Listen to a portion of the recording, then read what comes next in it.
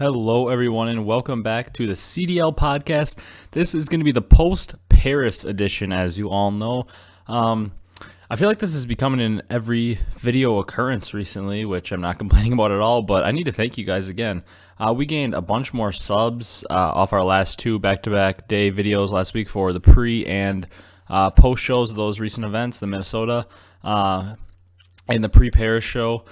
And we gained a bunch more subs. We got over, I think, like 320 views on each with a ton of likes, and we got a ton of interaction.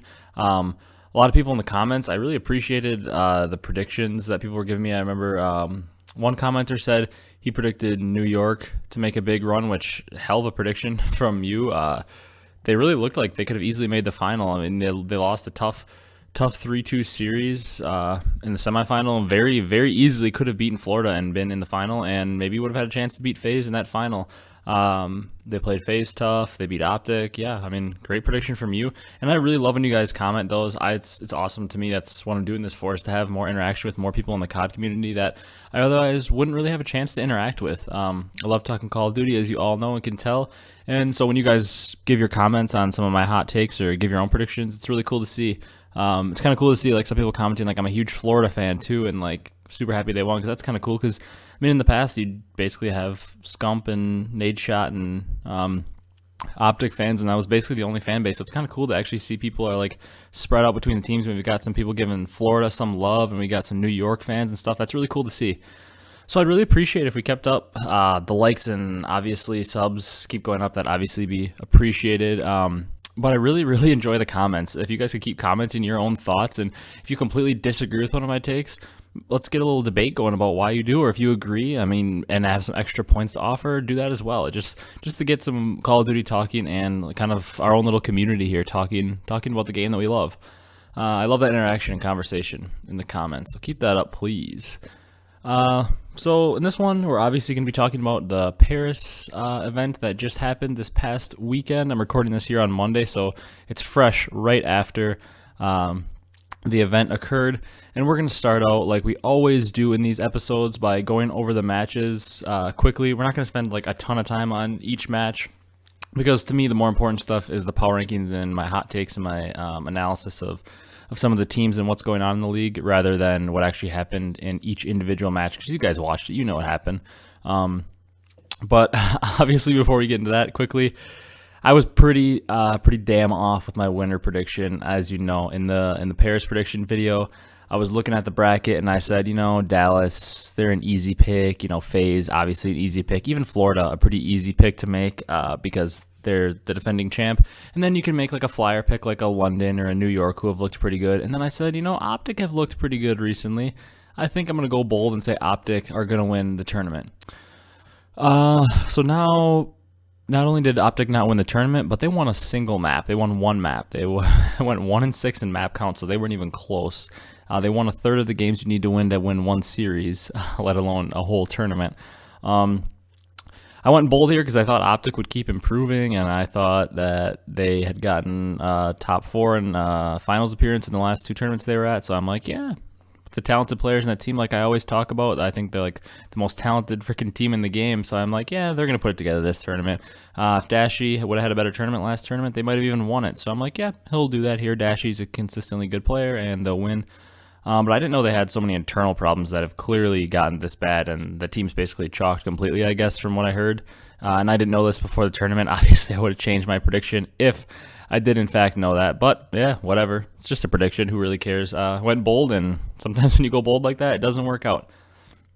But getting into the matches kind of briefly here, we've got the winners round 1 in Group A. Will go over first. The first matchup on the top there was Florida versus Paris. Not much to say here. Florida came out, smoked them like anybody would expect. 3-0. Nothing too surprising there. And then the other first round match in Group A was London versus Dallas. And in this one, a lot of you might have predicted Dallas to make it a blowout, but I definitely thought it was going to be a close match. As you all know, and I say a million times in this podcast, I have a lot of faith in London. I still think that I have a lot of faith in London. I still think they're a team that could sneak their way into like a top 4 at champs very easily, because I think they're right in that bubble of like the 4 through 7 seed kind of teams, in my opinion. They're right up there in that group.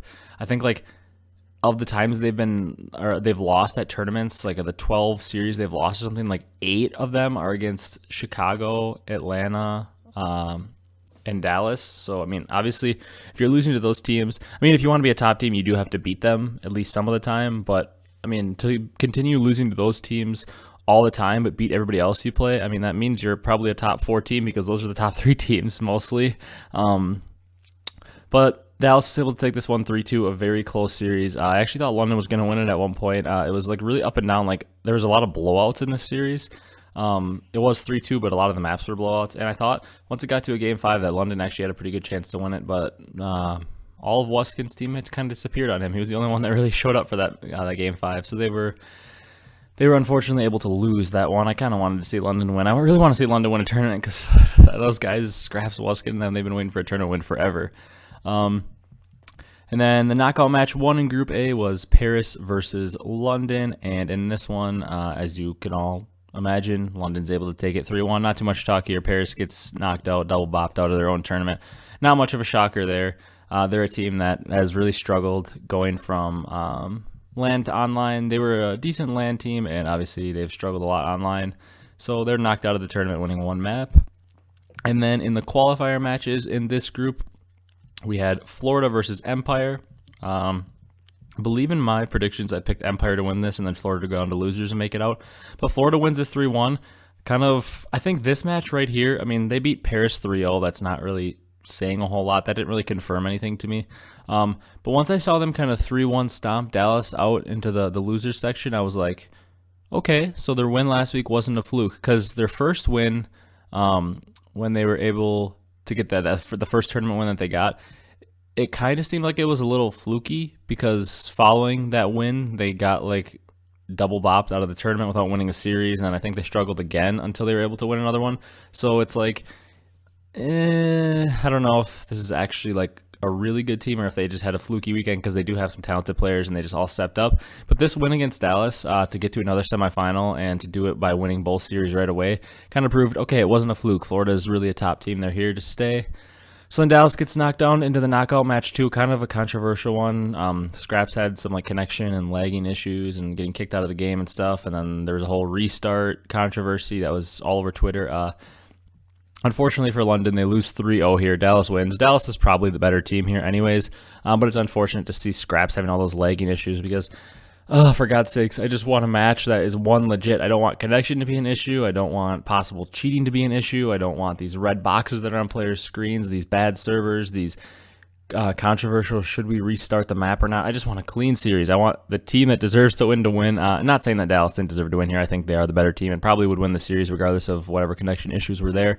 But it'd be nice to see it without any question marks behind it or any asterisks. But Dallas does take them out 3-0. So the 2 teams advancing out of this group A were Florida and Dallas. I did predict that to be the case. I did predict Dallas to be the winning team out of it, though, I believe, and Florida to be the losing team. But either way, I got both teams right in this group, so that wasn't too bad. I mean, to be honest, my predictions for the groups and everything and who was going to get out were actually pretty good. It's just that Optic winning pick was just yikes. Then here in Group B, in the winners round 1, the top match we had is New York Subliners versus the OGLA team that I obviously said I predicted to win. And like I said, in this first matchup, I was a little worried about picking Optic just because I could very easily see them coming out slow like they seem to do a lot and lose to a very good New York team who I think has tournament winning potential. And obviously that's what happened, 3-1. Optic didn't even look like themselves at all. They got pretty much handled in this series. New York wins it. Not shocked to see New York win, but I thought Optic would then bounce back playing Ultra. And that obviously wasn't the case, but we'll get into that in a little bit. So New York wins against Optic 3-1. Optic looked horrible. And then Faze versus Ultra. Ultra really surprised me here. Obviously, Faze is a better team than Ultra. Nobody's going to argue that. But Ultra was able to take them to a Game 5. After last tournament, it seemed like Ultra was kind of chalked. But now they put up a much better performance in this tournament, and they took Faze the distance into a Game 5 in a series that they very easily could and probably should have won. It seems to be the story of Toronto over these last few events. Series that they should have won that they just threw away in like a Mat 5 or something. They looked very good. Kleenex, we're going to talk about him a little bit later, looked very good, impressed me a lot. Like I've been saying, he should be playing all year. I haven't really said that much on the podcast, but I've been talking to my friends, and it's like, well, just give the dude a chance. I mean, you got so many random players, and you're switching your roster around so much. Just give him a chance, and he impressed. But they fall 3-2 to Faze going down into the knockout match.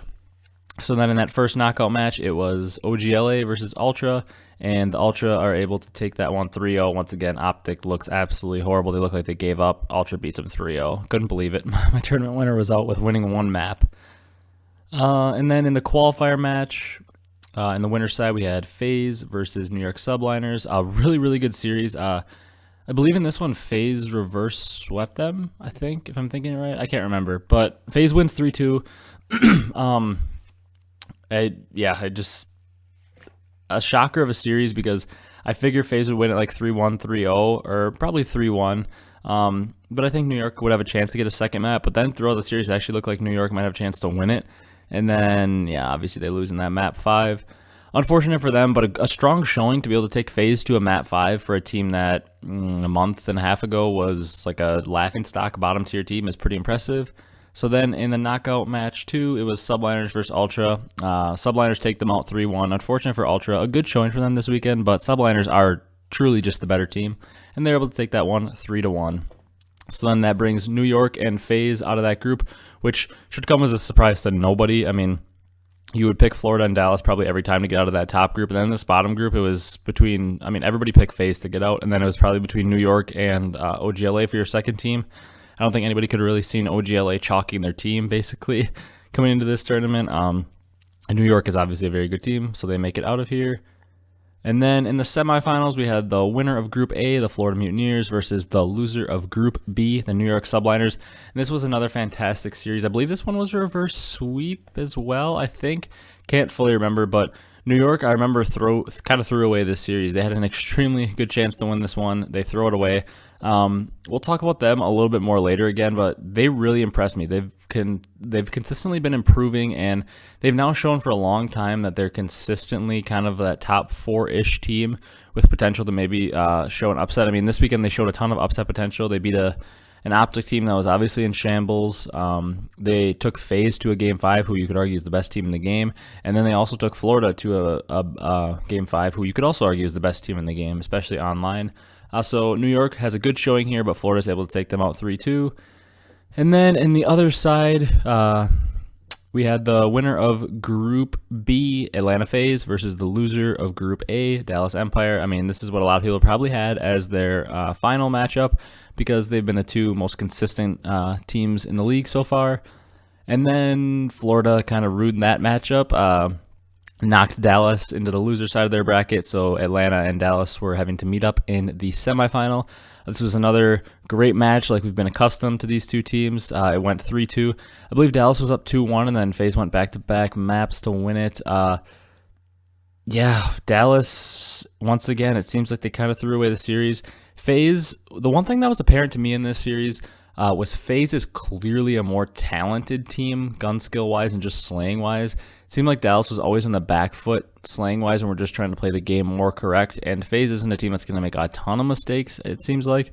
So in this matchup, with not making a lot of mistakes, their slaying power just being better than Dallas's, they were able to take it. I can easily see how Dallas could win because Crim and Clay didn't really play up to par, and Shotzzy played well, but didn't seem like he was his like, crazy self he was in the last tournament.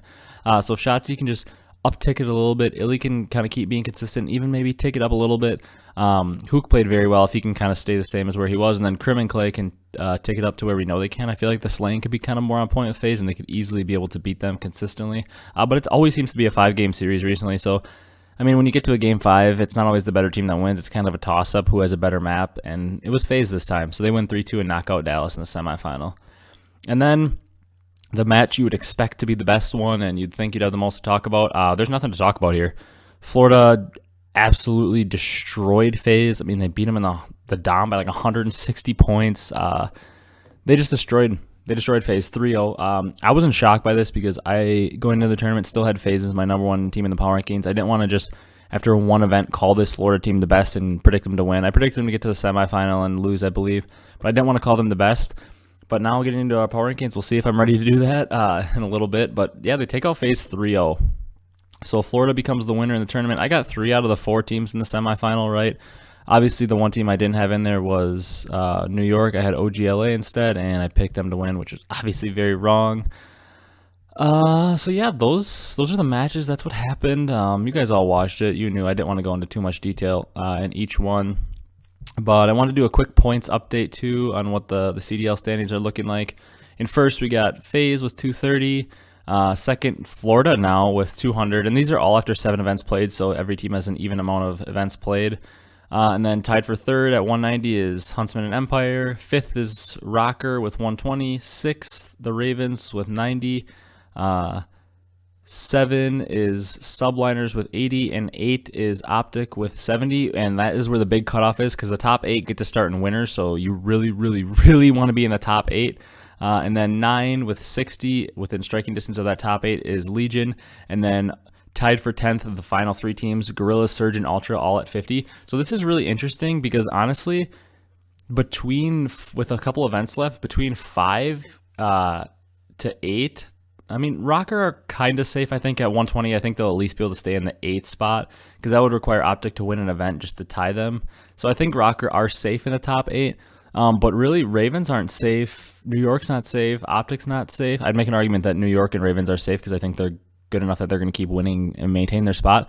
But with the 8th place team having 70 points, 7th at 80 points, and 6th at 90, and then the bottom 3 teams all being tied for 50, they all easily could reach that top 8. They only need 20 more points to tie for 8th. So it's going to be an interesting end here with the top 8 starting in winners. You really want to start in winners because you want to give yourself a little cushion to maybe lose a match at champs and still win.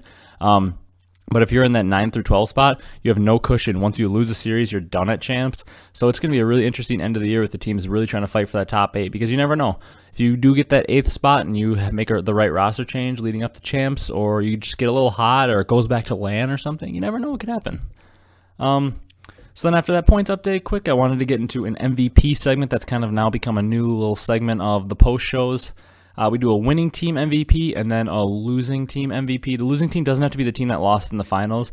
I usually kind of put the cutoff that it's got to be a team that made the semifinals probably, unless there was some person like, let's say, as an example this weekend, let's say with Optic struggles, let's say like Dashy would have dropped like a 1.8 or something, even though they still lost both series, then maybe he'd get an MVP. But obviously that didn't happen. So generally that losing team MVP is going to be a team that made the semifinals or maybe even the final and lost. But my winning team MVP has got to be Awakening here. Last tournament, obviously a player from Florida got the winning team MVP as they also won, and I gave it to Skyz last time. Once again, this one could have easily been Skyz. He dropped like a 1.42, I believe. He had the highest KD of the event for any team. Obviously, if you're making an argument for Skyz being your MVP, I really can't argue against you. But since I gave it to Skyz last time, and I thought Awakening could have gotten it, or even Fero, this time I'm going to give it to Awakening, and once again say Fero or Skyz probably could have gotten it. Obviously, people like Frosty and Havoc played great, but numbers-wise and impact-wise, I don't think they were MVP-type caliber players as the other 3 on their team could have been. But Awakening at a 1.24 overall KD, a 1.23 in Hardpoint, a 1.35 in S&D, and a 1.2 in Dom. Shout out to Easy Mac for the stats. He also had the highest kills per game in search of any team and was second overall in kills per round, only behind TJ Haley, which, I mean, obviously is a little bit skewed because TJ only played 2 maps of S&D. So, I mean, if he just went off in 1 map or 2 maps, I mean, that's all he had to do. Is his averages per game are going to be a lot higher than, and a little more skewed because he had a lot smaller sample size than Awakening. And overall, he had just such a huge impact. His 1.35 in S&D, I mean, I think that was the highest. Again, once again, probably behind TJ in search for the weekend. And then obviously had 1.2s in both respawns. Was having a pretty high number of engagements. Highest kills per game in search is a big deal. He was also kind of towards the top in kills per round. Second in that, which, I mean, those kind of stats are like, KD isn't everything. When you look at things like kills per round, he was almost averaging a kill per round in search. I mean, that's huge. That means almost every game he's roughly picking up 10 kills. Because, I mean, in any close game, you're probably going to go like 6-3, 6-4. And I think he averaged 9 kills a game, which is the highest. So, I mean,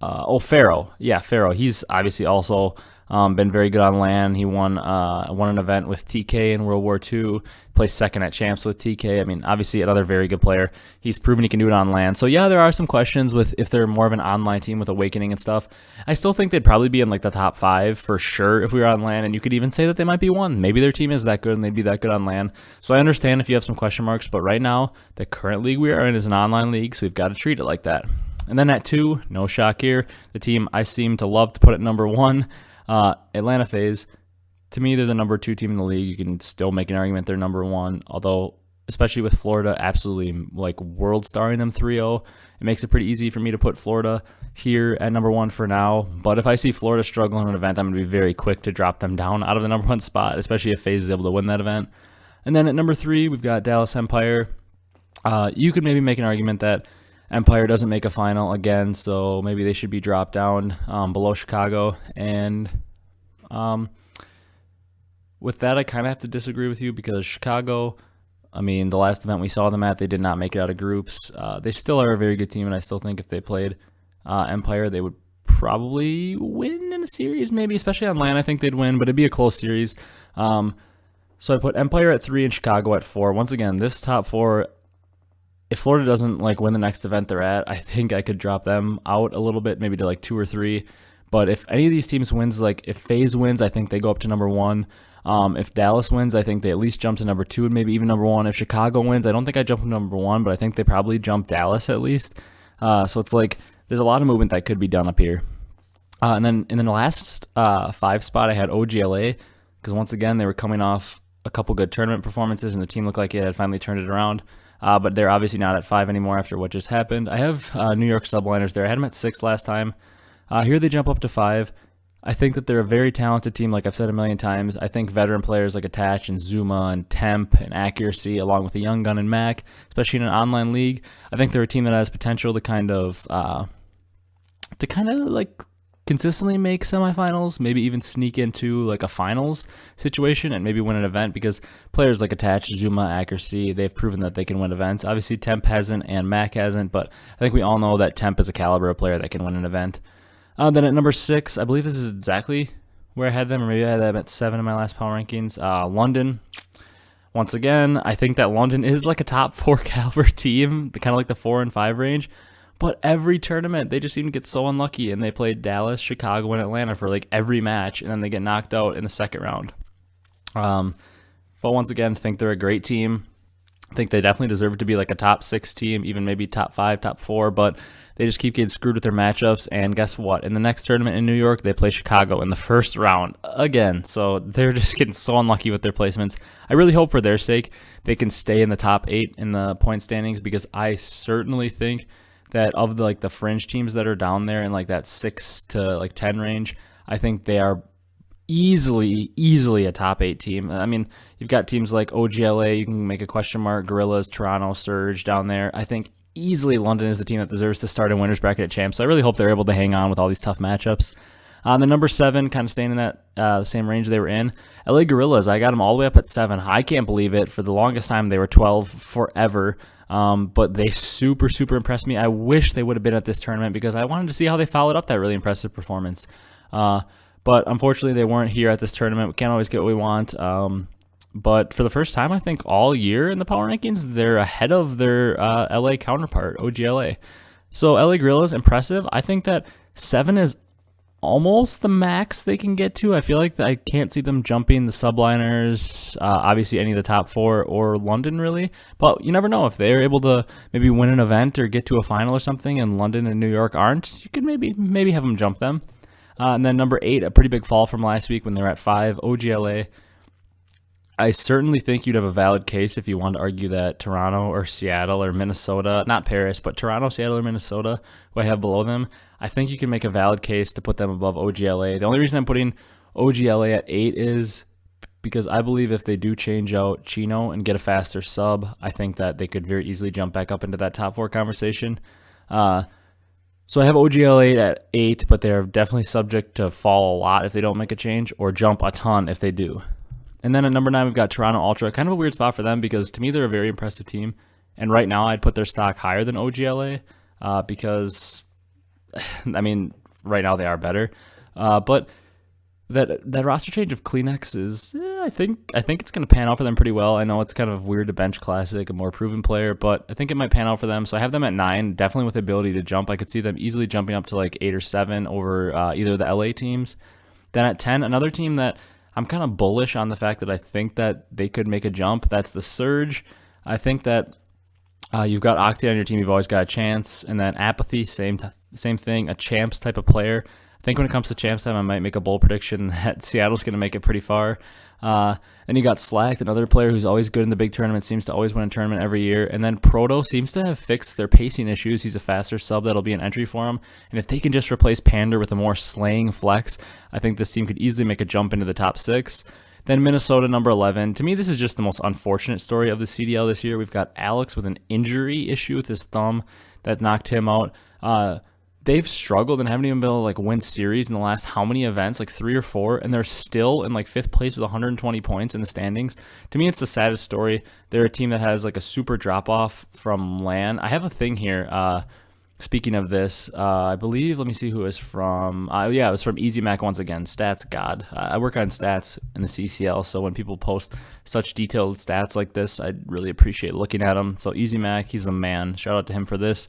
He did an update. It was from Sunday, I think, after the tournament.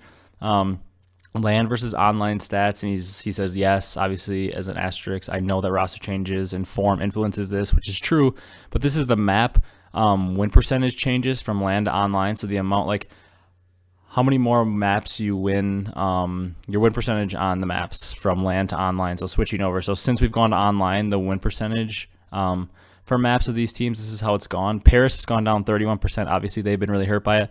Atlantis has gone down 20.2%. And this is obviously because they were so dominant on LAN, and also due to the fact that they were just ahead of the game early in the year, so they were winning like every map. So obviously they're only bound to go down because they're not going to continue to win every map all year. That'd be basically unheard of. Minnesota goes down 16.5%, and they just are a team that seems to struggle online, and LAN is just more built for them. So I do feel bad for them. Chicago's gone down 10%, which once again, early on in the year in LAN, they were winning like every map basically, especially in that Minnesota launch weekend. So obviously they're bound to go down. London's gone down 9.8%, which this one kind of surprised me a little bit because, I mean, they've been struggling a lot online, but I guess they did have a pretty good LAN turnout. They won a lot of maps at their home event in London, so that probably is a factor. Seattle's gone up 3.8%. That kind of shocked me, but I guess Seattle really didn't even win maps on LAN, basically. So that makes sense. LA Gorillas has gone up 9%. Obviously, that makes sense because, once again, they were basically winning no maps, and now they made it to a semifinal, so they're going to go up. Dallas has gone up 10%. Also makes sense since they weren't winning too many maps on LAN and then went way up. OGLA gone up 11%, also not shocking. They barely had won a series on LAN. Toronto, not shocking again, up 12%. Florida up 19.4% with 3 wins online. Obviously not shocking. They've won 3 events since it's gone online, so their win percentage is obviously going to go up. And then New York, they were, what does it say here, 1-6 in series on LAN, so they're up 22%. And now, since we've gone online, they're 7-8 in series, so obviously their map win percentage is going to go up. But yeah, I thought that was kind of interesting to see that, because that just kind of shows that Minnesota's win percentage on online compared to LAN has gone down so much. So they're here in the 11th spot. Now, this is kind of weird because I think if we're on LAN, they're still a top 8 team for sure. But unfortunately for them, we're not. So they're in 11. If Alex comes back fine and the champs can somehow be played on LAN with like no fans or something, I could see Minnesota making a run. And then 12, you obviously know who's here. It's the worst team in the league, Paris. I can't see them jumping at all. If we're going to go by kind of tiers, I think I have like Florida and Atlanta right now, and Dallas, I guess, in like my tier 1. I think Florida and Atlanta are kind of a little bit above, and then a little drop, which is Dallas, but they're all still in that tier 1.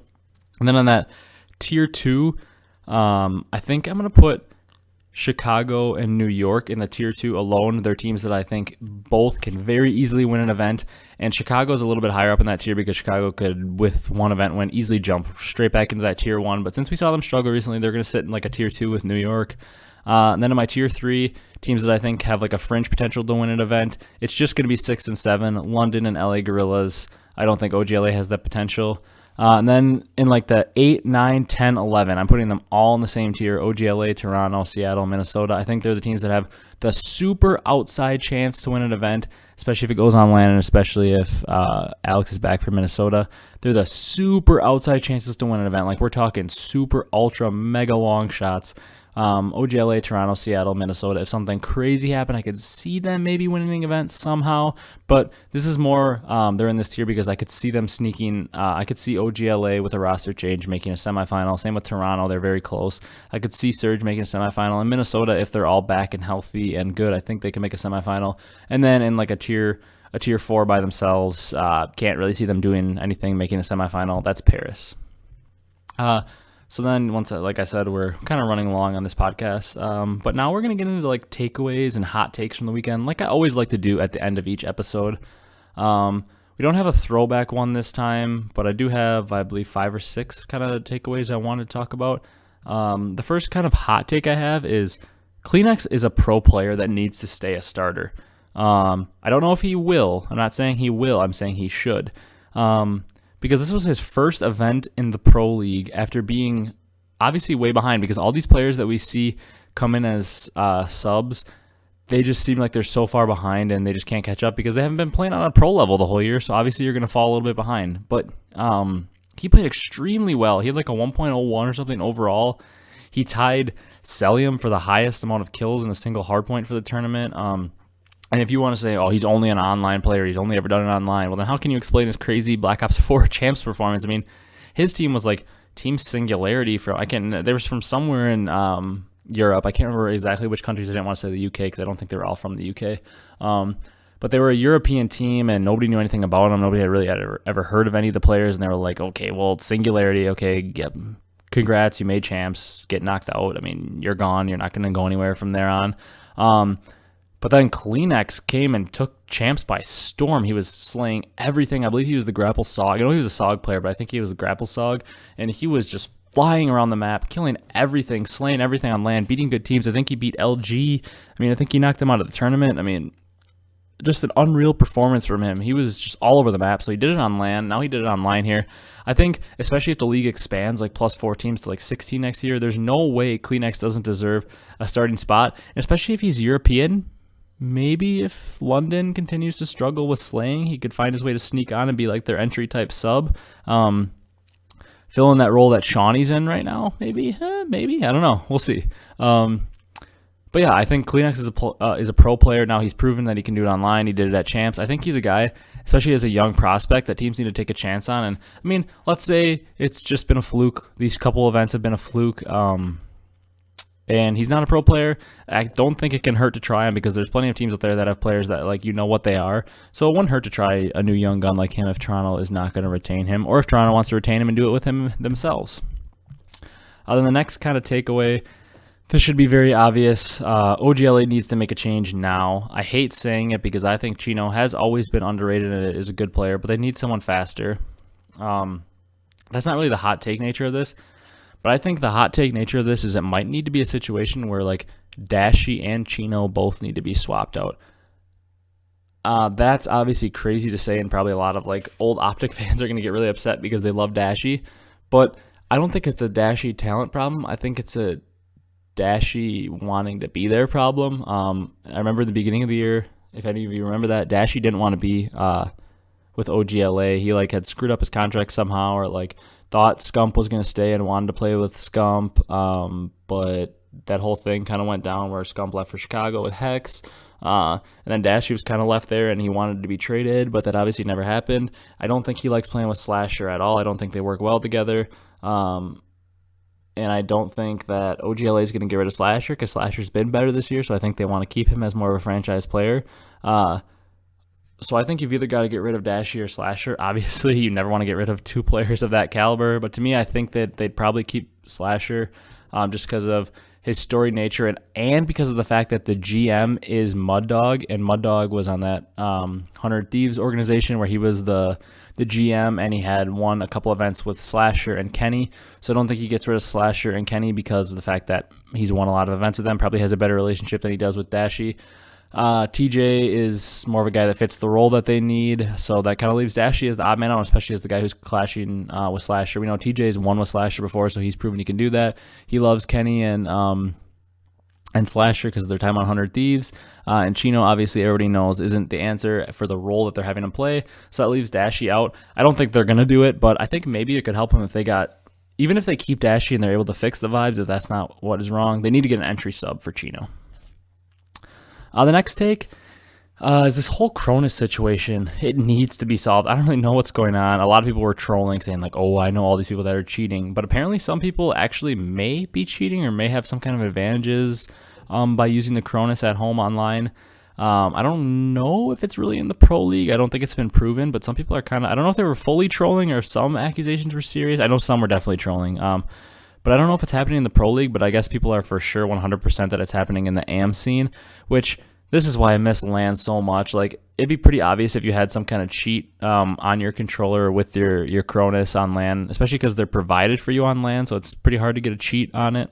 But, like, come on, this is why I miss LAN. Like, really, we're playing in these, like, CDL sanctioned challengers events, or even the CDL itself. That would be mind-blowing if somebody was using that to cheat in the actual CDL Pro League. Like, come on. Really? Like, have some competitive integrity. I hate the fact that this is even a thing, that there might be people cheating. I especially hate it for the challenger scene. Obviously, it sucks if it's in the pro scene. But, like, let's say that Slacked and Octane lose a tournament on Seattle. Maybe they would have won if somebody wasn't cheating with their Cronus.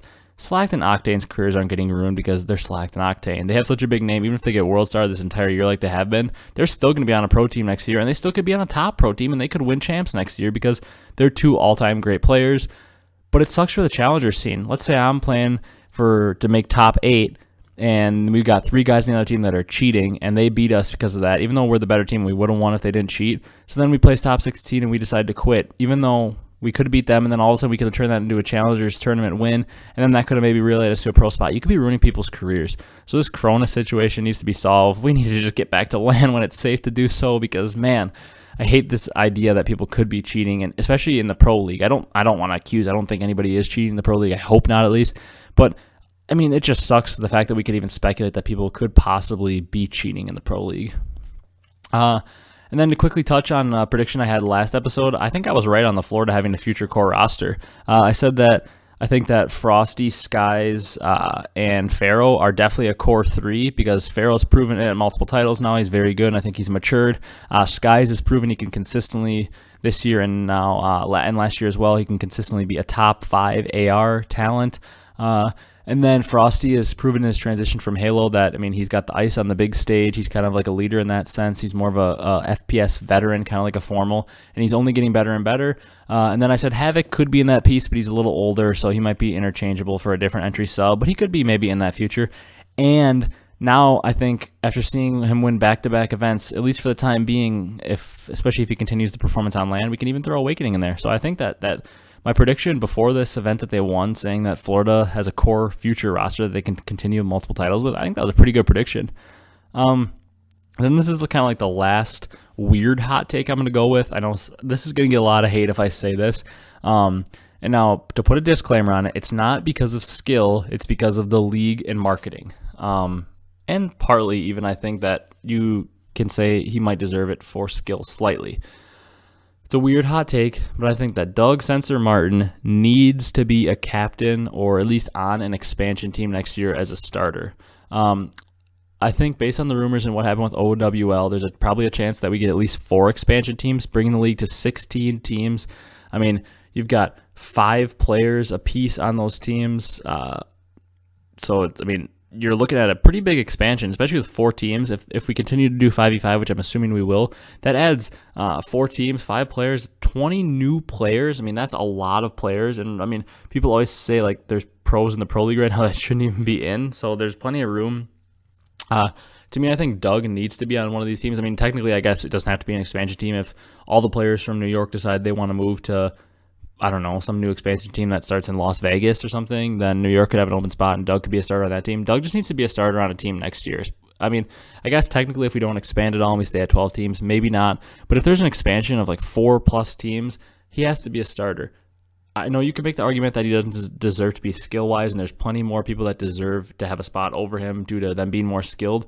But to me, Doug is decent enough. I mean, even you saw in World War II, he was on a complexity team that was like 5th place in their division. They were on the fringe of playoffs. Then he got top 16 at champs, kind of because of a poor draw, having to play like Rise and stuff, I think, or LG, tough teams.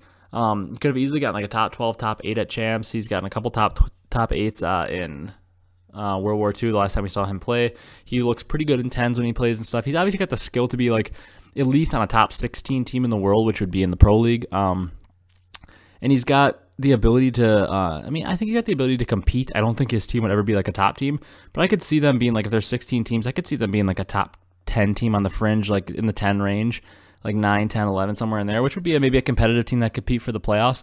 And I can't imagine a better marketing than if you have Doug Sensor Martin making his comeback again for like the 85th time on like a fringe playoff team. And then all of a sudden, let's say something crazy happens and his team becomes like a top 4 team. Oh my God.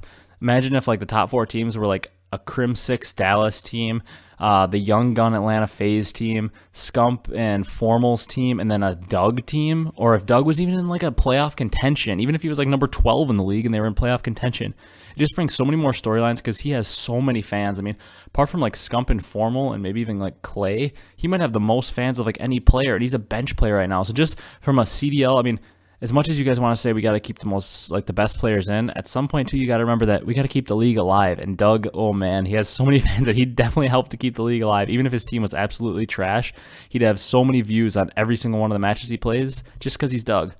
And the last take I want to get into, I think that the New York Subliners have taken that OGLA spot for me until OGLA figures things out. And what I mean by that OGLA spot is, as you guys always know, a lot of you would have had them at like 8 in your power rankings for a while, but I had them at like 5th or 4th for a long time because I always thought they were on that fringe and could easily win an event. And I always thought that OGLA, with the talented players they have, they could randomly just become the best team one week. But I think that New York is in this area. I want to pump the brakes a little bit because I don't think that New York any week could just become the best team in the game. I don't think if they win an event, they're even the best team in the game because they need to show it more consistently. But I think they're now in that area of like that kind of 4th/5th spot. I put them at 5th because I still put the big 3, Chicago, Atlanta, Dallas, and then now Florida ahead of them. But I think New York is in that 5th area where they're kind of in that OGLA spot for me now, where it's like I could see New York any weekend they go to a tournament, all of a sudden randomly striking and winning the event and then cracking into the top 4. I think they showed promise this weekend. Like I said, they took Faze to a map 5. They took Florida to a map 5. They beat OGLA. I think they beat Toronto too, who looked pretty good this weekend. They showed extreme promise. I think they're that new fringe 5th team that could become a powerhouse and easily crack the top 4. All right, so we're through our hot takes, got through the power rankings, kind of the match review. I think that's going to do it for this episode. I really enjoyed watching this weekend, and I hope you guys did as well. I think we got some good Call of Duty. We're doing the best we can with this game. I can't wait to do a podcast on a game I'm a little more passionate about. I wish I would have started this. I mean, BO3 was like the peak. I loved it so much. I actually really enjoyed watching World War II a lot.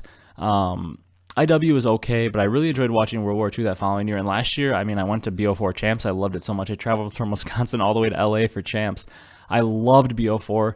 So I really hope we get a game with Black Ops Cold War, I think it's rumored to be. I hope we get like classic Treyarch. I've loved every Treyarch. I didn't watch Black Ops 1 really. That was a little bit before my time. But I loved watching BO2.